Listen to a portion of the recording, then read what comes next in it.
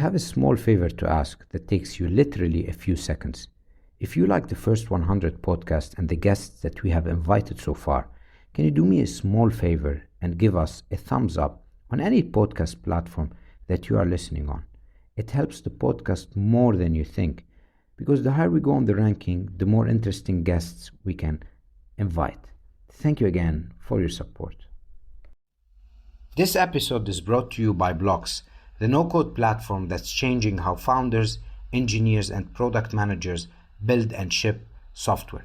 Blocks is like a back-end platform on steroids.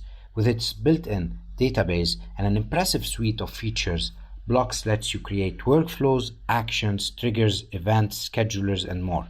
You can even handle authentication and notification, all without writing a single line of code. Whether you're building a complex enterprise application or just need to ship an API quickly, Blocks has you covered. It's the fastest way to go from idea to launch. Check out Blocks today on blocks.online. That's www.blocks.online, and build your next project smarter, not harder. Good to have you on the show, Joe. How are you doing today? Very good, thank you, Hadi. Thanks so much for having me on. Thank you for stopping by. Just a quick introduction for our listeners.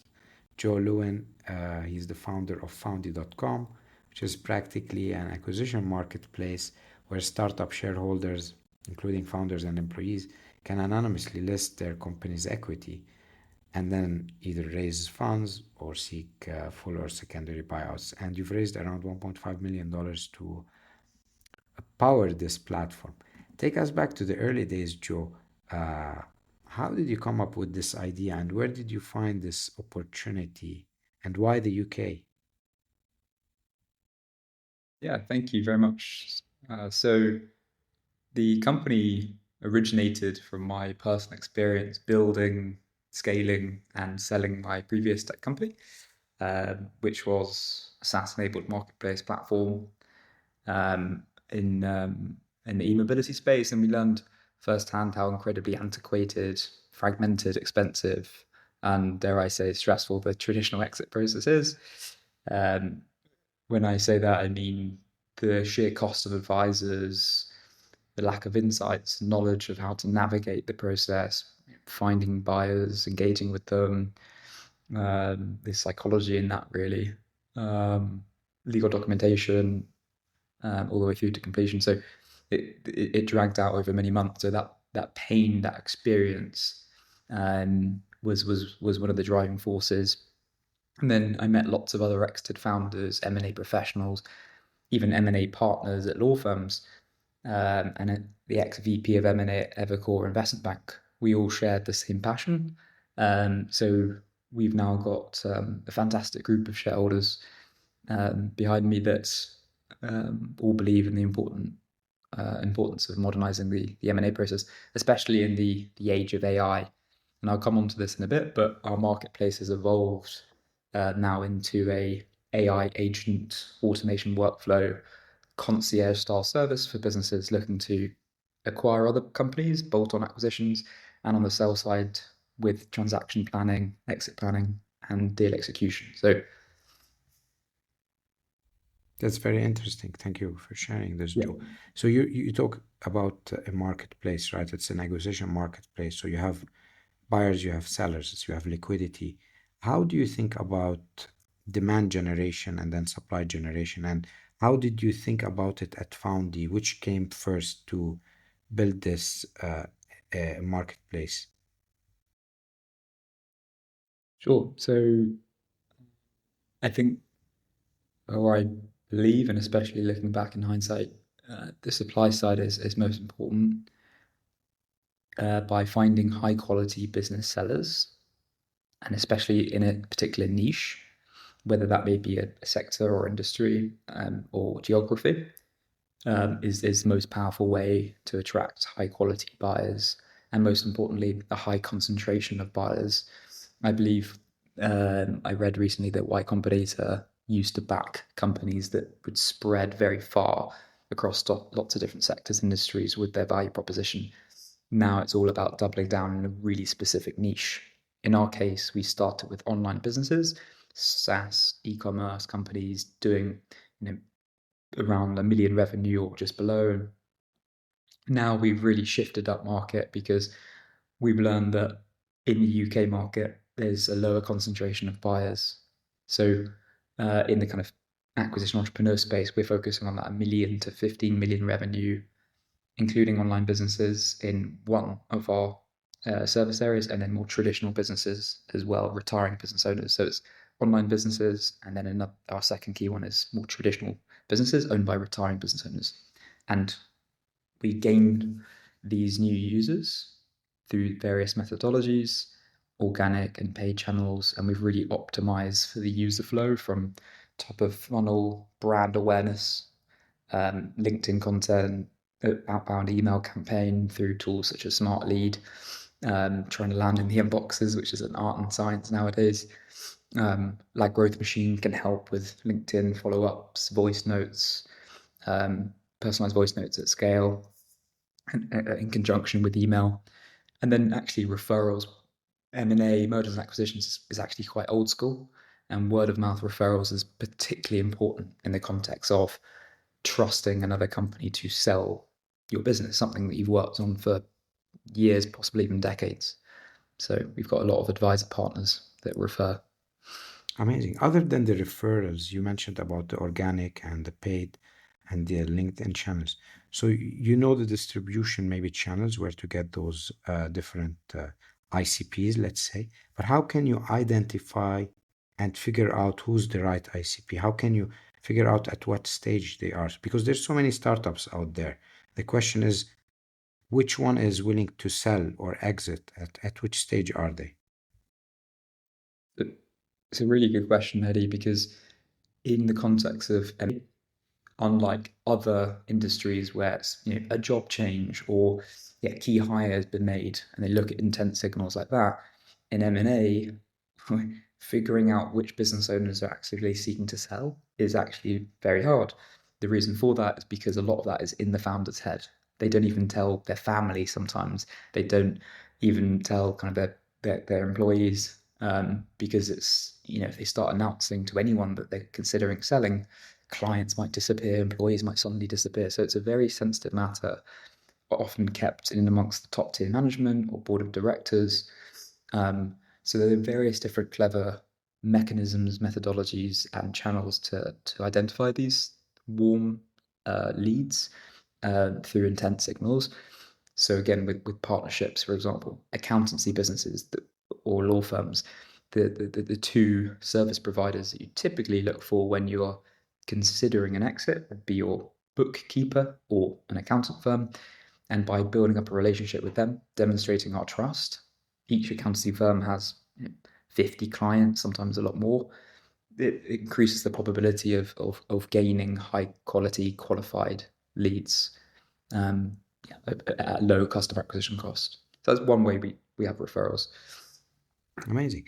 Now, you mentioned one of your value proposition is the speed in which you can get a company to sell or exit, and you mentioned on the website 30 to 90 days as compared to the traditional way, which is 18 months. And probably the reason why it's very long is in an MMA maybe cycle, you have negotiations, you have due diligence, then you have lawyers coming in, then you have clauses in the law that you need to look at, etc., etc. So that makes the process much, much longer.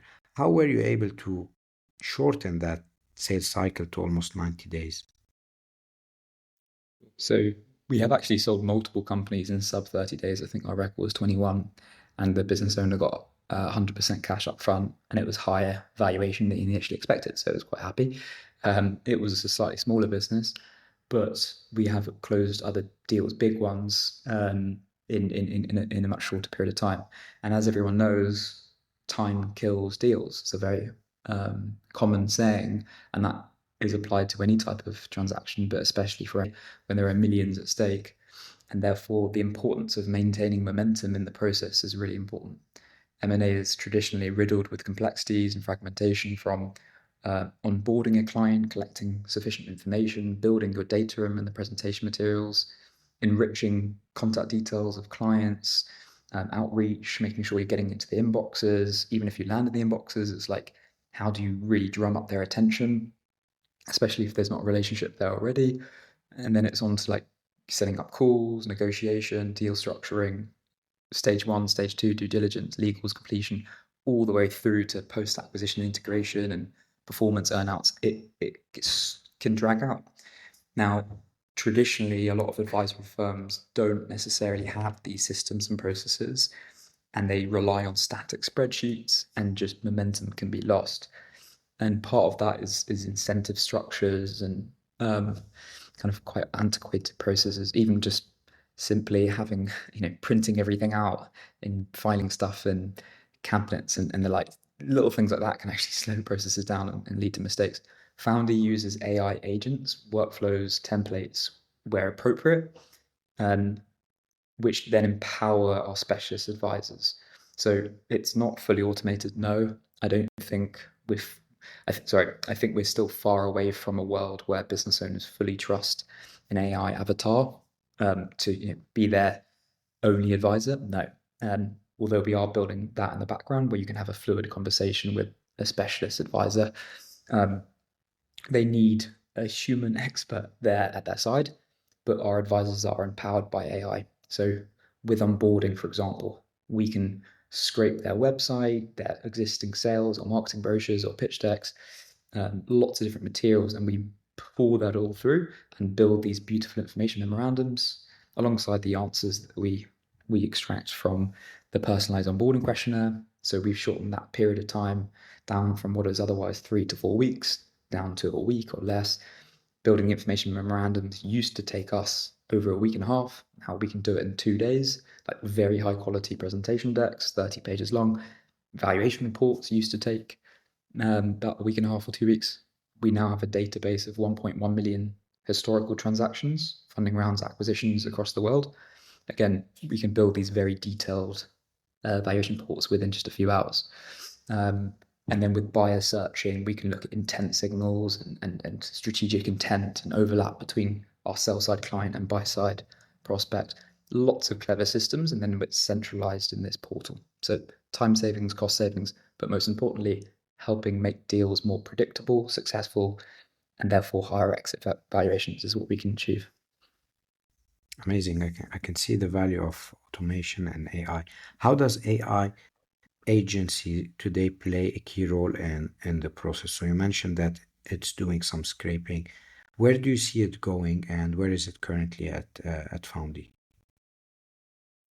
There are 5 stages of AI development, at least from the perspective of OpenAI's vision. Starting with text chatbots, everyone's played with ChatGPT over the last year or two, and it's phenomenal, and it's become more advanced. And then it goes into more depth. Stage 3 is agents, and then you get into kind of stage 5 where you've got fully autonomous digital CEOs, which are capable of running an entire company. Sounds far-fetched and sci-fi, but that is coming really in the next kind of year or two.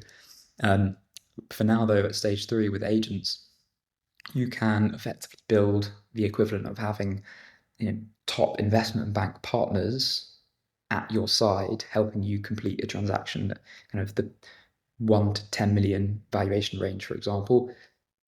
That business owner would never have been able to afford or even have access to the equivalent of having an entire team of top investment bank partners, but now they can. And we're democratizing access to specialist advisors in a way that's never really been done before. And it's not just their knowledge and insights and intelligence, it's the data insight. So that M&A advisory supercharged by AI and data and templates and workflows. It's where we're at as a company, and we're just continually reinforcing and improving our models, our purpose-built models, to help clients. Even having, we've got a custom AI tool specifically for healthcare sell-side M&A transactions, for example, and then we've got another one for buy-side transactions because they actually need it. They're kind of negotiating for higher valuations and then lower valuations and cost savings and things. So it needs to be split up. Amazing. What is a channel that you've used that you were disappointed in? It did not yield the results you had in mind when it comes to acquisition of your ideal customer profile. Really interesting. I think phone calls are not dead. I think people do pick up their phones, especially if you're targeting older demographics, retiring business owners, as we are.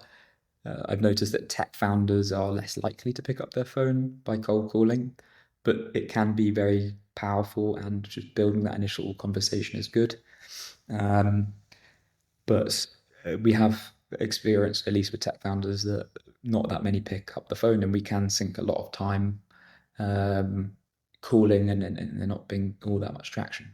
But it's still worth doing if you've got the resource to get someone doing it. And I know there are tools like 11x AI, for example, that can help streamline and automate that.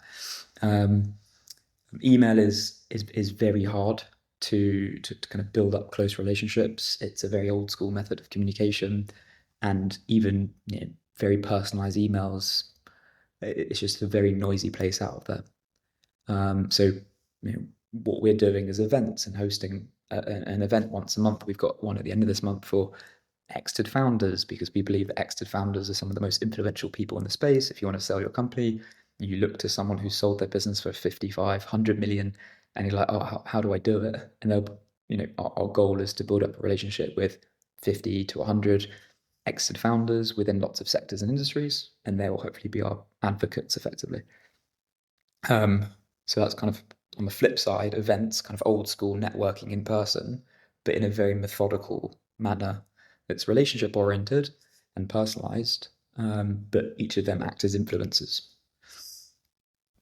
That's a great tool to share with our listeners, events. If you give us the masterclass version of how to create an event that is successful, because as a founder, you're starting, you're short on cash, and events are a long tail play. You're building relationship, as you said, and from day one, you wouldn't be able to invite hundreds and thousands of people. It has to start small. So how do you think about the dynamics of building a successful event? Yeah, I think it's a really good question, and I love that even post-COVID, when everyone else thought that the world would go back to or go to just virtual indefinitely, it's gone back to more traditional meet in person, handshake, get to know people. I quite like that in a way. And with that in mind, the best events that firstly have good optics, like creating a brand around the event itself. I wouldn't necessarily attach your company name as the kind of front and center, make it more about the topic. So, for example, with us, it's like we're hosting UK events, we're hosting US events, actually, one in Miami, one in New York, actually. Um, but the one in the UK in this context is the London Acquisition Network. I think we're going to change it to UK because we've got people from all over the country coming, but it just feels kind of more homely and less salesy, which we definitely don't want to have. Anyone listening, I'd recommend avoiding kind of pitching, so to speak. There's very subtle ways you can discreetly plug your product or service, but it just becomes too salesy. Um, I'd also suggest getting in high profile guests within the particular niche or topic that you're focusing the event on. So, for example, there are some really impressive founders I have great respect for, and as does a lot of people in the UK tech scene. One of which has sold his business for a few £100 million, and everyone knows his story. It's kind of very inspiring, his ups and downs. I'd like to get him to come and be part of a panel as a fireside chat.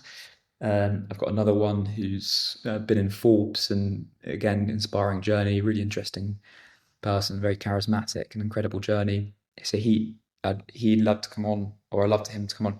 And there is an incredible entrepreneur that has built and sold a business, and she's got some really interesting thoughts and advice to business owners. So I'd like to bring her on board. So I'm sending out invites to 100 plus people, and I recommend having a surplus because not everyone's going to be able to attend. But even just the thought of sending someone a personal invite is really personal. And the noise and optics you can create from events is massive. So even if you have just 50 people in attendance, the noise you can create from LinkedIn posts, the invites themselves, that you could potentially get 30, 50,000 impressions from the posts about the event, pre-event, lead up to the event, post-event, the photos, getting people to share their own photos from the event. 50,000 impressions and 50 people in attendance, and then they can be those 50 people, or those viewing your LinkedIn post could be turning into brand advocates, all from this one event that can cost you, £1,000 or $1,500 or something or other. It doesn't need to be expensive, especially if you've got a sponsor to cover the majority of the cost. Amazing. Thank you for sharing this version of how to build an event. What's a challenge that you had while building Foundy that you still recall? I mean, of course, lots. I've learned a lot. I think moving from one business to the other, I've learned a lot just about being very level-headed and calm and collected. I don't get excited by things. I don't get down by things. It's very kind of I don't get affected really by this kind of roller coaster thing of entrepreneurship anymore.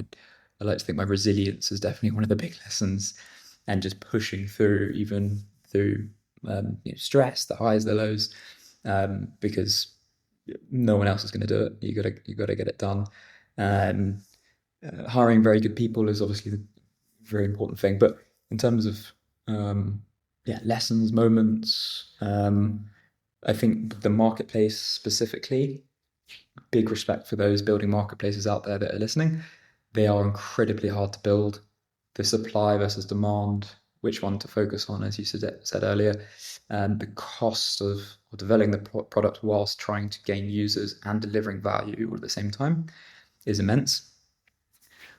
We've learned that the best businesses, similar to that of property, aren't necessarily listed on marketplaces. They're sold off platform, and actually buyers prefer not buying businesses that are listed on marketplaces, because it means that there's somewhat of an auction process taking place, and they don't like that. They like being able to contact businesses separately off market. So we spent a lot of time, effort building up the marketplace, but now we have that there, and it's proven popular. But we've built out these AI agents and workflows at the side, which is creating a lot more revenue opportunity, a lot more growth opportunity by working closer with a smaller volume of high value clients versus or compared to that of having hundreds of businesses for sale with less touch point and it being more self-serve. Especially with the prevalence of AI for other businesses out there, possibly running a agency style model.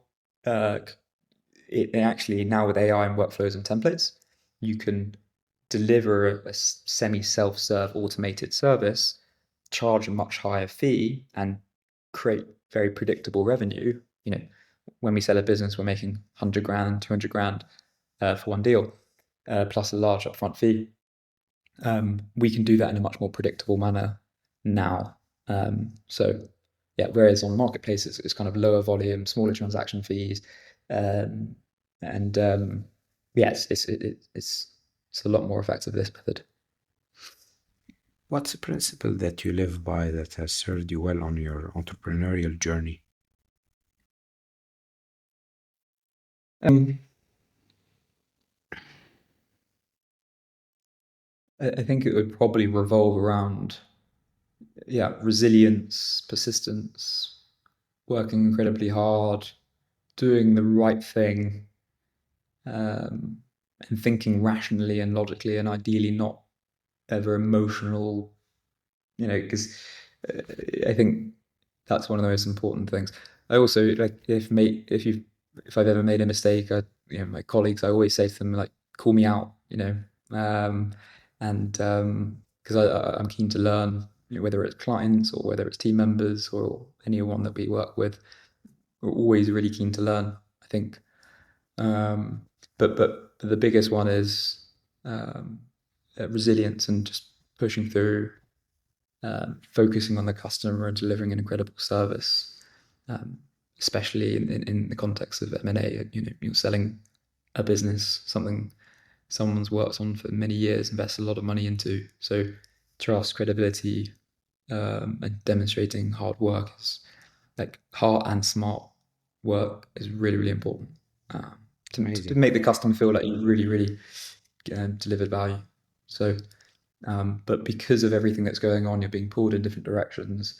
Resilience to push through, figuring out exactly the right things to be doing, is most important. One last question, Joe. What's next for Foundy? We have grand ambitions of our own. We are building a company. We're about to be profitable. I think this month actually we will be profitable, and then thereafter I want to build a very profitable cash flow generative business. Fortunately, with our refined model, we can do so. And then sure, it would be a lie not to say that we've got grand ambitions to build a company to eventually sell ourselves. We are an exit platform at the end of the day, but in the meantime, we want to build or continue scaling. We've had a record month again last month, which is quite nice, and continue to grow at this pace.